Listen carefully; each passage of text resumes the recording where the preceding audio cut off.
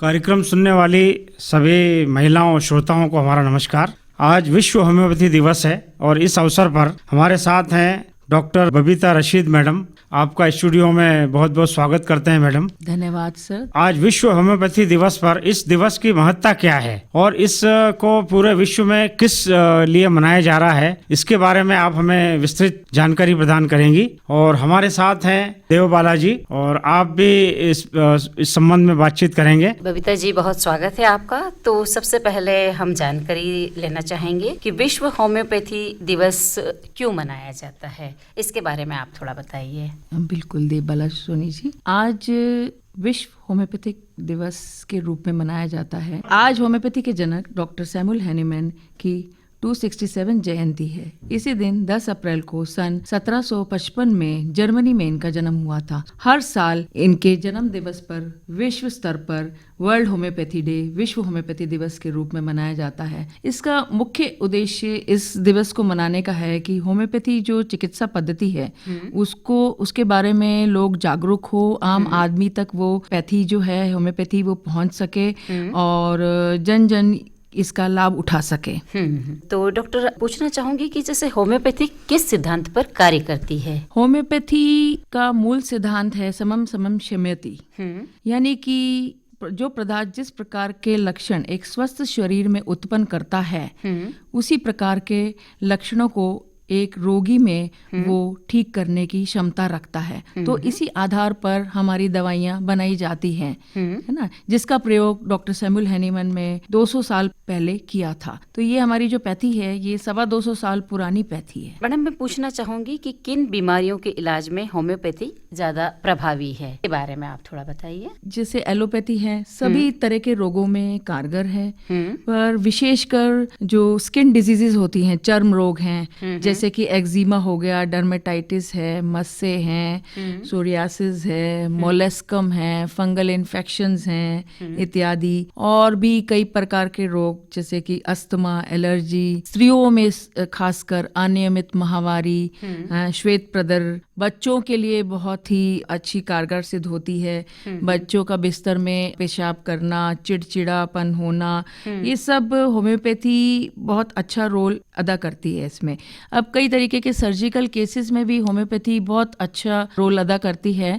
जैसे कि गुर्दे में पथरी है तो अगर वो छोटे साइज की है, 10 mm से कम की है, तो हम होम्योपैथिक दवाइयों से बिल्कुल उसको बिना ऑपरेशन के मरीज को हम राहत दे सकते हैं। इस तरीके से कई प्रकार के और स्किन डिजीज हैं जैसे कि मस्से वगैरह हो जाते हैं जिनको कि वॉट्स कहते हैं हम, तो वो भी सर्जिकल केस होता है तो उसको भी लेज़र वगैरह से रिमूव करते हैं, कॉटरी से। पर हमारी होम्योपैथिक दवाइयाँ इतनी कारगर हैं कि बिना सर्जरी के हम उन मस्सों को भी, अगर दवाई आप सही चयन करते हैं तो वो बहुत ही अच्छे से उनसे निवारण पाया जा सकता है। डॉक्टर, हम थोड़ा ये जानना चाहेंगे कि जैसे आपने बताया कि स्किन डिजीज में बहुत कारगर है ये दवाइयाँ, तो आजकल आम समस्या हो गई कि बालों का झड़ना।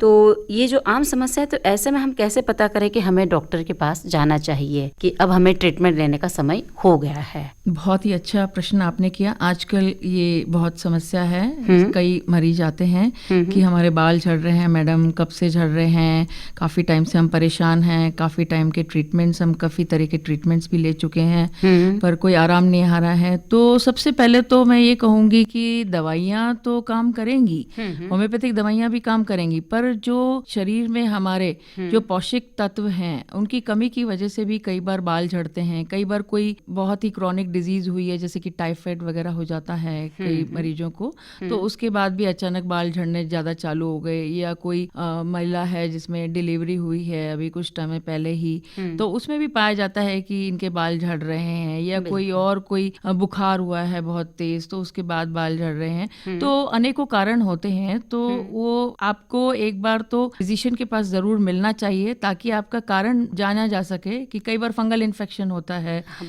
सिर में, बालों में, तो उसकी वजह से भी अत्यधिक बालों का झड़ना रहता है। तो फिजिशियन ही जानकर कि भाई निवारण करेगा कि भाई आपको सही दवाई क्या दी जाए। हाँ, लेकिन साथ ही पोषण पर भी ध्यान पोषण देना पर है। तो बहुत ध्यान देना पड़ता है। अच्छा खाना पाना, हेल्दी डाइट जो है, जो जंक फूड है, फास्ट फूड है, वो मैं ये तो नहीं कहूँगी बिल्कुल बंद कर दें, पर आजकल का जो इसके चलन बिना है, रहना भी मुश्किल है। आजकल का जो चलन है तो उस हिसाब से थोड़ा कम कर दें और पौष्टिक खाना जैसे फल फ्रूट, दूध इत्यादि को बिल्कुल अपने भोजन में डेली जो है इनटेक करते हैं एक मनुष्य, तो वो लेना चाहिए। वो लेना चाहिए और डॉक्टर के पास भी जाना ही जाना बिल्कुल है। बिल्कुल।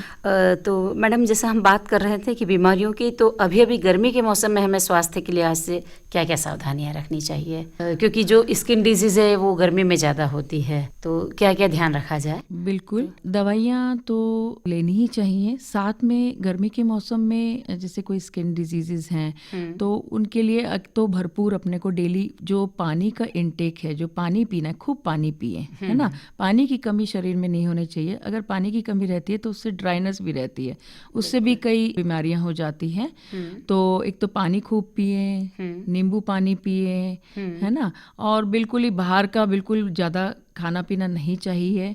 और बहुत तेज जो गर्मी पड़ रही है तो अपने जो त्वचा है उसका बचाव करते हुए हमें सनस्क्रीन लोशन वगैरह यूज़ करें, है ना। और इसके अलावा आप मुंह पे स्कार्फ बांध के और थोड़ा सा ढक के धूप से, हाथों में भी ग्लव्स वगैरह पहन बिल्कुल सकते बिल्कुल, हैं। ये सब चीज़ों का ध्यान बहुत रखना ज़रूरी है। और मेनली आप अपने खान पान का बहुत ध्यान रखें, क्योंकि गर्मियों के मौसम में यूजुअली जब बाहर खाना खाते हैं कई बार तो फूड पॉइजनिंग के होने के भी चांसेस रहते हैं। तो कोई भी प्रकार की बीमारी अपने लिए अच्छी नहीं होती है, चाहे वो स्किन हो, वो शरीर को नुकसान तो पहुंचाती है। तो इसीलिए यही मेरा रहेगा कि आप सब अच्छा खान पान करें और अपने स्किन को धूप से, जो इतनी तेज धूप पड़ेगी, जो अल्ट्रावायलेट रेज होती है, उनसे थोड़ा सा प्रोटेक्ट करें और सनस्क्रीन का उपयोग ज़रूर करें। और खाने पीने में भी तरल पदार्थों को ज़्यादा बिल्कुल अहमियत तरल है। पदार्थ आजकल जो सीजनल फ्रूट है जैसे कि तरबूज हो गया, उसका सेवन करें, खरबूजे का, है ना, अत्यधिक सेवन करें तो वो फुल ऑफ वाटर होता है। बिल्कुल। और गन्ने का रस अपने उदयपुर में तो बहुत अच्छा मिलता बिल्कुल है। बिल्कुल मैम, बिल्कुल। तो डॉक्टर बबीता जी, अभी आप कह रही थी जैसे कि दवाइयों के बारे में कि कुछ भी बीमारी हो तो पोषण पर भी ध्यान देना है और डॉक्टर के पास भी जाना है, लेकिन कहते हैं कि होम्योपैथी का इलाज देर से असर करता है, तो इसके बारे में बबीता जी आप क्या कहना चाहेंगे? ये बहुत ही एक मिथ है, इसे मैं मिथ ही कहूँगी कि ये लोगों में गलत धारणा है कि जो होम्योपैथी है, होम्योपैथिक दवाइयाँ हैं, ये देर से असर करती हैं। ऐसा बिल्कुल नहीं है। मतलब लोगों में सब्र नहीं है। हाँ, लोगों में एक्चुअली क्या होता है कि होम्योपैथ के पास, होम्योपैथिक चिकित्सक के पास जब मरीज आता है, वो सारी पैथीज और सब ट्राई करके अंत में आता है और वो सोचता है कि मेरे को 2 दिन में आराम हो जाए। तो ऐसा नहीं होता है बिल्कुल। जो अब कोई है क्रॉनिक डिजीज है तो उसको अगर काफ़ी समय से 10 साल से है तो कुछ समय तो एक चिकित्सक को उसको देना चाहिए कि भाई ये इतने टाइम में ठीक होगी। तो होम्योपैथिक दवाइयाँ बिल्कुल सही चयन करा जाए। अगर होम्योपैथिक दवाई का सही चिकित्सक के पास अगर आप जाएंगे और सही चयन वो करेगा तो निश्चित ही बहुत जल्दी आराम मिलता है होम्योपैथिक दवाई लेने से। कोई भी बीमारी की शुरुआत हो तभी हमें डॉक्टर के पास पहुंच जाना बिल्कुल चाहिए। बिल्कुल, आप सही इसको जज किए हैं कि बीमारी की शुरुआत में ही, अगर हम किसी भी बीमारी की शुरुआत में कोई भी हो, अगर हम शुरू में ही चिकित्सक के पास चले जाते हैं तो बहुत ही जल्दी आराम मिलता है, चाहे वो फिर एलोपैथिक हो या होम्योपैथिक हो। यानी कि हमारा पैसा भी कम लगता है और हमारा समय भी काफ़ी बच जाता है। समय भी कम लगता है, पैसा भी बचता है, सब कुछ है। उसके साथ आपका शरीर को जितना नुकसान होता है वो भी कम होता है। बिल्कुल। डॉक्टर बबीता, एक प्रश्न और पूछना हम चाहेंगे कि जैसे जो दवाइयाँ होती है तो दवाइयों के सेवन करते वक्त हमें किन किन बातों का ध्यान रखना चाहिए? होम्योपैथिक दवाइयों के सेवन के बारे में भी कई धारणाएं हैं जो कि लोगों में अक्सर लोग पूछते हैं कि मैडम ये जो दवाई है ये हम इसके साथ प्याज ले सकते हैं या कोई और मतलब कॉफ़ी वगैरह लें कि नहीं लें, तो ये चीज़ें सब मिथ्या हैं। इसमें क्या होता है कि होम्योपैथिक दवाई जब भी ली जाए, है ना, तो उसके आगे पीछे आधा घंटा आगे पीछे हमें कोई भी पदार्थ, पेय पदार्थ हो या भोजन हो, वो नहीं करना चाहिए। सपोज हमें दवाई लेनी है ना दिन में, तो करीबन हम खाना खाने के भोजन के करीबन आधा घंटा पहले हमको वो दवाई ले लेनी चाहिए। कहने का मतलब ये है कि जब हम दवाई का सेवन करें तो हमारा मुंह है उसमें कोई स्मेल नहीं होनी चाहिए किसी भी प्रकार की, मुंह साफ होना चाहिए, ताकि क्या है कि क्या होता है कि हमारी जो दवाई है वो माउथ से भी जो म्यूकोजा होता है उससे भी एब्जॉर्ब होती है पूरी बॉडी में।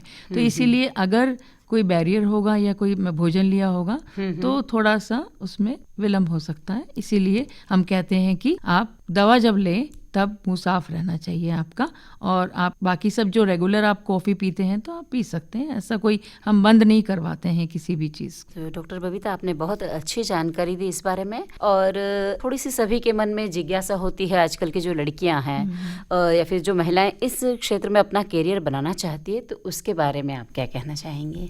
बहुत ही अच्छा आपने देवबाला जी बहुत ही अच्छा प्रश्न पूछा। महिलाओं के लिए तो ये चिकित्सा पद्धति में करियर बहुत ही अच्छा और बहुत ही सही रहता है, मेरा मानना है, क्योंकि महिलाओं में सेवा भावना भी ज्यादा होती है। हाँ, बिल्कुल बिल्कुल। और राजस्थान में ही मैडम 10 तो प्राइवेट कॉलेज हैं और 2 गवर्नमेंट होम्योपैथिक कॉलेजेस को अभी परमिशन मिली है। जो हमारा जो इधर राजस्थान विद्यापीठ होम्योपैथिक मेडिकल कॉलेज है जो डबोक में स्थित है, तो वो सेंट्रल से एडमिशन होते हैं उसमें। तो कोई भी बच्ची है या बच्चा है इसमें एडमिशन अगर लेना चाहते हैं, BHMS में ग्रेजुएट कोर्स होता है ये, तो इसमें अगर एडमिशन लेना चाहते हैं तो सबसे पहले तो 12वीं पास होना चाहिए। 50% इसमें मार्क्स की एलिजिबिलिटी रहती है। PCB जो होता है, फिजिक्स केमिस्ट्री बायोलॉजी, और नीट अपीयर्ड, अभी कुछ टाइम से नीट क्वालिफाइड भी कंपलसरी कर दिया है आयुष मंत्रालय ने। तो वो सब कुछ नॉर्म्स होते हैं जो कि सरकार डिसाइड करती है, तो उस तरीके से हम प्रोसेस करके एडमिशन वगैरह लेते हैं। तो बच्चे बच्चियां जो भी एडमिशन लेना चाहें तो उसमें आप कहीं भी किसी भी कॉलेज में राजस्थान में ले सकते हैं, और उदयपुर में लेना चाहें तो उदयपुर में एक ही कॉलेज है, राजस्थान विद्यापीठ होम्योपैथिक मेडिकल कॉलेज। और करीब मैं ये कहूँगी करीब 200 से ऊपर करीब 250 कॉलेजेस हैं पूरे इंडिया में अभी, होम्योपैथिक मेडिकल कॉलेजेस। हाँ, और मतलब इसकी महत्ता इसी बात से जाहिर हो जाती बिल्कुल है। बिल्कुल बिल्कुल। और 250 ही गवर्नमेंट होम्योपैथिक हॉस्पिटल है राजस्थान में। राजस्थान में पूरे में 250 गवर्नमेंट होम्योपैथिक हॉस्पिटल है। अच्छा। हाँ, इवन उदयपुर जिले में तो कहूँ तो मैं 8 होम्योपैथिक हॉस्पिटल हैं, जो कि 4 तो उदयपुर में ही स्थित हैं। एक तो महाराणा भूपाल में है, एक चमनपुरा में है, एक अंबा माता में है, 4 होम्योपैथिक। मतलब फ्यूचर तो इसका बहुत अच्छा बहुत ही अच्छा है। और मैं विशेषकर लड़कियों के लिए, महिलाओं के लिए यही संदेश दूंगी कि जो भी महिला है या लड़की है मेडिकल में जाके अपने देश की कम्युनिटी की सर्विसेज देना चाहती है मेडिकल फील्ड से, तो ये अगर होम्योपैथी में वो डिग्री कोर्स करते हैं, 5.5 साल का जो डिग्री कोर्स है, तो उनके लिए बहुत ही अच्छा, मतलब उनके लिए बहुत ही अच्छा भविष्य मतलब होगा। अच्छा, तो मैडम जैसे करियर के हिसाब से तो आपने संदेश दिया, लेकिन दुनिया की आधी आबादी के लिए स्वास्थ्य के संदर्भ में आप क्या संदेश देना चाहेंगे? स्वास्थ्य के यही देना चाहूंगी कि जैसे कि कोई भी व्यक्ति है उनको अपने स्वास्थ्य की तरफ बिल्कुल जागरूक होना चाहिए। सबसे बड़ा तो मेरा यही है मोटो कि prevention is better than cure, है ना।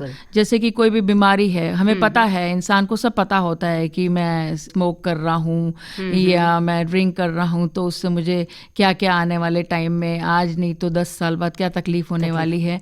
तो वो जागरूक सब होते हैं, बट थोड़ा सा इंसान को खुद ही संवेदनशील होना पड़ेगा कि भाई मेरे को क्या कब करना है और कितना करना है ताकि मैं स्वस्थ रह सकूं। और बस यही मेरा संदेश है कि अगर कोई बीमारी हो जाती है उसका समय पर डॉक्टर के पास जाके इलाज कराएं, किसी भी पैथी में आप चाहें जिसमें भी, और इलाज कराएं, जल्दी से जल्दी इलाज कराएं। और महिलाएं तो विशेष रूप से थोड़ा सा मतलब ढील करती ही है इस क्षेत्र में, बस यही चीज है, ध्यान नहीं दे पाती हैं। बिल्कुल बिल्कुल। तो क्या है, खुद को भी महत्व दें कि महिलाएं अपने स्वास्थ्य के लिए, और खुद स्वस्थ रहेंगी तो पूरे परिवार का भी ध्यान रख पाएंगे?